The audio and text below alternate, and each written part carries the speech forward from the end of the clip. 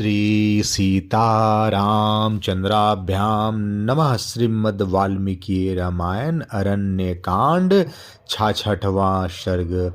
लक्ष्मण का श्री राम को समझाना। श्री रामचंद्र जी शोक से संतप्त हो अनाथ की तरह विलाप करने लगे। वे महान मोह से युक्त और अत्यंत दुर्बल हो गए। उनका चित्त स्वस्थ नहीं था। उन्हें इस अवस्था में देखकर सुमित्रा कुमार लक्ष्मण ने 2 घड़ी तक आश्वासन दिया। फिर वे उनका पैर दबाते हुए उन्हें समझाने लगे। भैया, हमारे पिता महाराज दशरथ ने बड़ी तपस्या और महान कर्म का अनुष्ठान करके आपको पुत्र रूप में प्राप्त किया।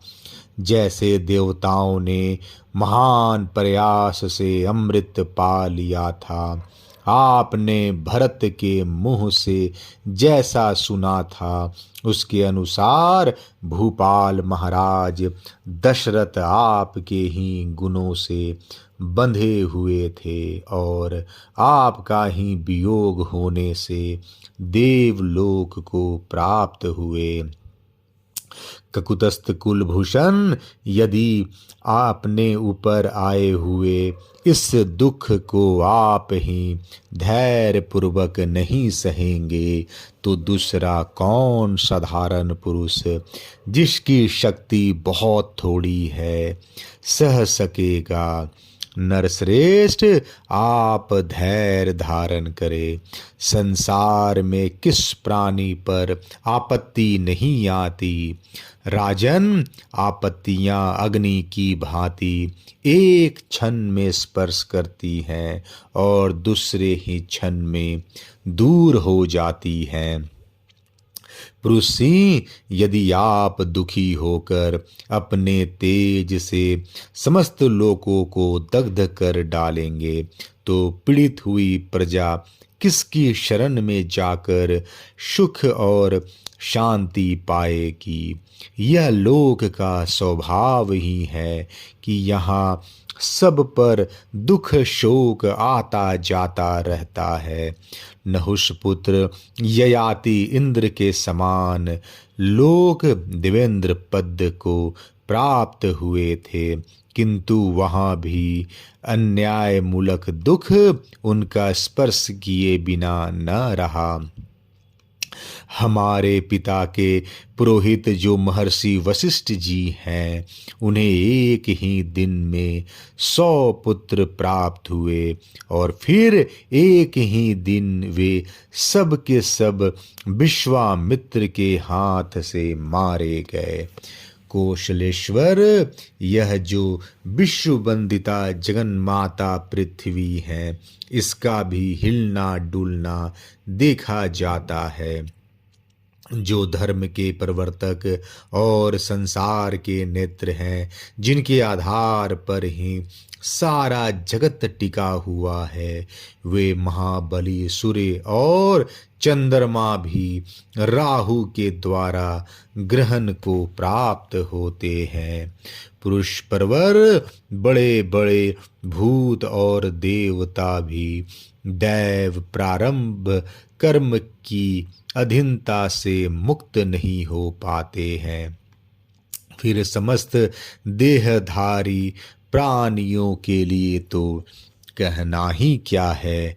नरश्रेष्ठ, इंद्र आदि देवताओं को भी नीति और अनीति के कारण सुख और दुख की प्राप्ति होती सुनी जाती है, इसलिए आपको शोक नहीं करना चाहिए। वीर रघुनंदन, विदेह राजकुमारी सीता यदि मर जाए या नष्ट हो जाए तो भी आपको दूसरे गंवार मनुष्य की तरह शोक चिंता नहीं करनी चाहिए। श्री राम, आप जैसे सर्वज्ञ पुरुष बड़ी से बड़ी विपत्ति आने पर भी कभी शोक नहीं करते हैं। वे निर्वेद खेद रहित हो अपनी विचार शक्ति को नष्ट नहीं होने देते। नरश्रेष्ठ, आप बुद्धि के द्वारा तात्विक विचार कीजिए, क्या करना चाहिए और क्या नहीं, क्या उचित है और क्या अनुचित, इसका निश्चय कीजिए। क्योंकि बुद्धि युक्त महाज्ञानी पुरुष ही शुभ और अशुभ, कर्तव्य अकर्तव्य एवं उचित अनुचित को अच्छी तरह जानते हैं। जिनके गुण दोष देखे या जाने नहीं गए हैं तथा जो अध्रुव हैं, फल देकर नष्ट हो जाने वाले हैं, ऐसे कर्मों का शुभाशुभ फल उन्हें आचरण में लाए बिना नहीं प्राप्त होता है। वीर, पहले आप ही अनेक बार इस तरह की बातें कहकर मुझे समझा चुके हैं। आपको कौन सिखा सकता है? साक्षात बृहस्पति भी आपको उपदेश देने की शक्ति नहीं रखते हैं। महाप्राग, देवताओं के लिए भी आपकी बुद्धि का पता पाना कठिन है। इस समय शोक के कारण आपका ज्ञान सोया खोया सा जान पड़ता है, इसलिए मैं उसे जगा रहा हूँ। इक्ष्वाकु कुल शिरोमणे, अपने देवोचित तथा मानवोचित पराक्रम को देखकर उसका अवसर के अनुरूप उपयोग करते हुए आप शत्रुओं के वध का प्रयत्न कीजिए। पुरुष परवर, समस्त संसार का विनाश करने से आपको क्या लाभ होगा? उस पापी शत्रु का पता लगाकर उसी को उखाड़ फेंकने का प्रयत्न करना चाहिए। अरण्य कांड 66वां सर्ग समाप्त। जय श्री राम।